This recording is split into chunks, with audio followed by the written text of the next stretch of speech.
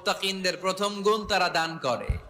2 number গুণ রাগকে হজম করে। রাগকে হজম করতে রাজি আছেন সবাই? আজকে থেকে রাগটার একটু কমানো যাবে, থামানো যাবে তো? আল্লাহ তুমি কবুল করো, পড়ি আমিন। আল্লাহ রাসূল সাল্লাল্লাহু আলাইহি ওয়াসাল্লাম রাগ কমানোর কিছু পদ্ধতি আমাদেরকে শিখিয়েছেন। 2 সাহাবী ঝগড়া লাগলো, কথার পিঠে কথা, কথার নাম লতা। ঝগড়া করতে করতে এক সাহাবী রেগে মেগে আগুন।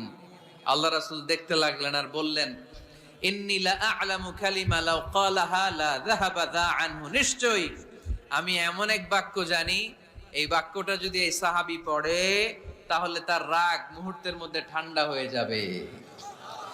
ওই সাহাবী বলল, ইয়া রাসূলুল্লাহ, বাক্যটা কি আমারে শিখিয়ে দেন, আমি চাই আমার রাগটা যেন থেমে যায়। আল্লাহর রাসূল বললেন, তুমি পড়ো আউযু বিল্লাহি মিনাশ শাইতানির রাজীম। সবাই পড়েন, আউযু বিল্লাহি মিনাশ শাইতানির রাজীম। তাহলে রাগ কমানোর দোয়ার নাম কি?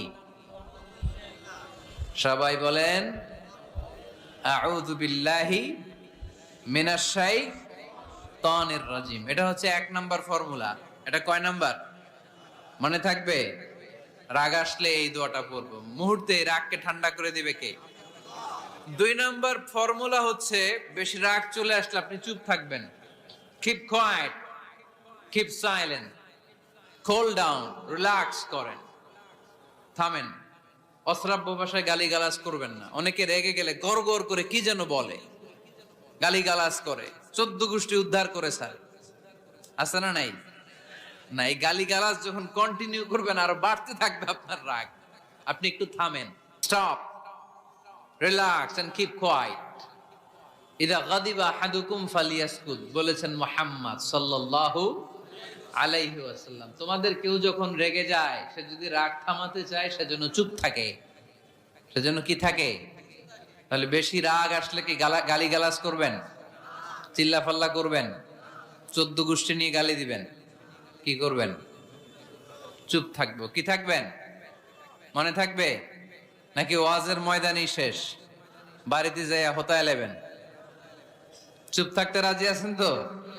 প্রথমে রাগ আসলে আউযুবিল্লাহ পড়ুন, 2 নম্বরে চুপ থাকবো, 3 নম্বরে বিষ্ণু ইসা ইসলাম বললেন, তোমার কার্যক্রম কমিয়ে দাও, লোয়ার ইউর অ্যাকশন। অ্যাকশন কমাও, ডাইরেক্ট অ্যাকশনে যাও না। আমরা কি করি? রাগ আসলে ডাইরেক্ট অ্যাকশন। 1 তালাক, 2 তালাক, 3 তালাক, 22 তালাক, 100 তালাক, শাশুড়ির সুদ্ধা তালাক দিয়া ফেলা, আছে না নাই? কয় তোর মারে তালাক, তোর 14 গোষ্ঠী তালাক, বিয়ে করছে একটারে তালাক দিয়ে 14 গোষ্ঠীরে। এরকম ডাকাইতে আছে না নাই? আলহামদুলিল্লাহ কিশোরগঞ্জে এগুলা নাই। ওমরে ফারুক যখন খলিফা রাদিয়াল্লাহু তাআলা আনহু, এক লোক তার স্ত্রীকে 100 তালাক দিছে। কয় তালাক? স্ত্রী এসে ওমরে ফারুককে বললেন, ইয়া আমিরাল মুমিনিন, বিচার করেন। কি বিচার? আমার স্বামী তো আমার 100 তালাক দিছে। কয় তালাক? ওমরে ফারুক বললেন, তোমার স্বামীকে ডেকে আনো। ডেকে আনা হলো। বলল, ঘটনা কি? তালাক দিবা 3টা, 100টা দিলা কেন? কয় রাগ হয়েছিল অনেক, মেজাজ গরম হয়ে গেছিল। ওমরে ফারুক বললেন, চাই। আর তালাক মিন শিআরিল্লাহ, তালাক হচ্ছে আল্লাহর শিআর, এটা কোরআনের আইন। এটা নিয়ে ফাইজলামি করলি কেন? এদিকে আয়, বিচার করি। জামাই বউরে বসায় তিনি বিচার করে দিলেন, 3 তালাকে তোর বউ তালাক, বাকি 97 তালাক তোর পিঠের উপর পড়বে। কই পড়বে? এবার জল্লাদ নিয়ে আসা হলো, চাবুক নিয়া, ওয়াহিদ, ইসনাইন, তালাতা, আরবা, খামসা, এক একটা চাবুক মারে আর চিল্লান মেরা ওঠে স্বামী। কয় সব তালাক তোর পিঠের উপরে দিলাম। এরকম বিচার যদি ওমরে ফারুকের মতো বাংলার জমিনে থাকতো, একটা বদমাইশও খুঁজে পাওয়া যেত? Lower your action.